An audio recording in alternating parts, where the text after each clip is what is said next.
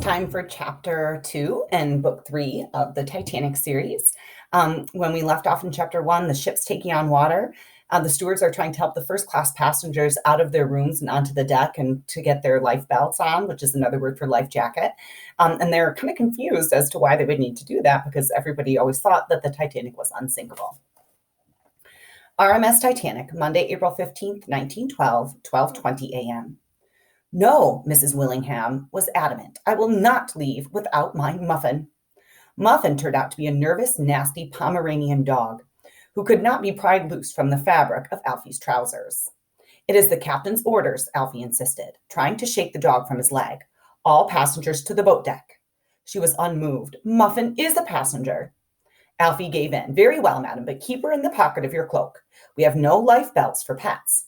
And please detach him from my cuff. I have more staterooms to visit. Muffin was lured off him with a bonbon, and Alfie hurried along the A-deck passageway. A woman grabbed him in front of A-22. What's happening? Are we abandoning ship? Alfie gulped. Oh, I expect not. It's just a precaution. In that case, I will not wake my children, she decided. They are ever so cranky when their sleep is interrupted. Alfie was torn. The stewards had been warned not to spread panic. Yet how could he abide leaving children asleep when he knew the bow was filling with water? By all means, awaken them, he said finally. This is going to be a jolly good adventure. You wouldn't want them to miss it. Having done his best, he hurried along to the next cabin. Alfie, thank the Lord you're here. Another steward, Jules Trihorn, stood in a first-class stateroom, engaged in a monumental struggle to place a life belt around Major Mountjoy. The major was so portly that the device simply would not fasten in the back. Portly then obviously means like chubby. Bless my soul, the major exclaimed, his mutton chop whiskers wagging above his jowls. I do seem to have rounded out a bit due to the magnificent table set aboard this fine ship. What's to be done? Alfie surveyed the situation. If you pull from the back, he told Trihorn, and I push from the front. Oh, I say, the major's voice suddenly jumped an octave as the two stewards heaved with all their might to encase his girth within the life belt's circumference. There was a click, and he was in it, for better or worse. Well done, lads, Mountjoy exclaimed, panting a little more than usual. He started out of the stateroom in a penguin-like waddle. Next time, I promise I shall be as fit as a fiddle and not cause you so much difficulty. Alfie shuddered. Next time. He continued down the passageway and found himself facing the brass plate that read A-17. Just the sight of it made his blood run cold. Less than an hour later, Mr. Masterson of A-17 had tried to kill him, and Miss Sophie too. Incredibly, this was far from the worst thing Mr. Masterson had ever done. During the voyage, Alfie had uncovered evidence proving without a doubt that the man was the ghastly murderer known as Jack the Ripper. The Whitechapel killer of 1888 was traveling aboard the Titanic to see a New York doctor who could repair his crippled legs. I'll not knock on that door, Alfie told himself. I'll do nothing to save this terrible beast so he can live to terrorize and kill again. It was the first time he admitted, even to himself, that there might be some saving to be done on the Titanic this night. The captain hadn't ordered passengers to the boat deck in order for them to take in the sea air. But as he passed, the door to A-17 opened a crack, and a wary eye peered out. What's the commotion, boy? Nothing to concern yourself about, Alfie replied evenly. Pleasant dreams. Trihorn came up behind Alfie. Are you daft, man? The captain has ordered everyone into their lifebelts. We're all to assemble on the boat deck. Masterson scowled. What? Because of the iceberg? We're damaged, Trihorn explained, although no one knows how badly. Masterson reached for the crutch. I require assistance with my lifebelt. You'll not have it from me, Alfie replied stiffly, moving on to the next door. Trihorn followed after him. What's the matter with you, Alfie?